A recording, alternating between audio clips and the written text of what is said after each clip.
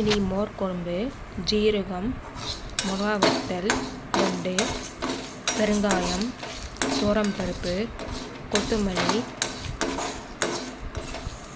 வெந்தயம் எல்லாம் டீஸ்பூன். மிளகா வத்தல் வந்து உங்களுக்கு ஒரு டக்குனே போட்டுக்கோங்க. நான் 3 போட்டிருக்கேன். அப்போது தேங்காய் பூ நல்லா வறுபடணும்.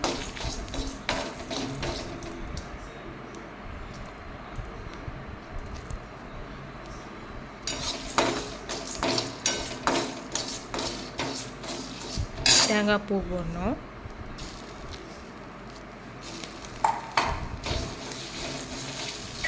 போட்டு ஆற வச்சு அரைக்கணும். மோர் குழம்பு, உப்பு, மோர் 2 டம்ளர் தண்ணி, உப்பு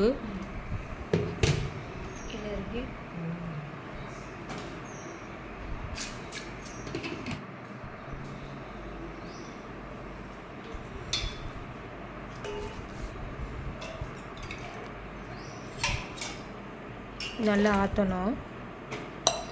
ஆற்றி கொஞ்சம் ஊற வைங்க.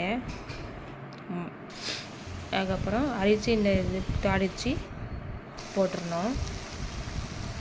வெண்டைக்காய் பொரியல், எண்ணெய், கடுகு, மஞ்சள் பொடி, மிளகா வத்தல் பொடி,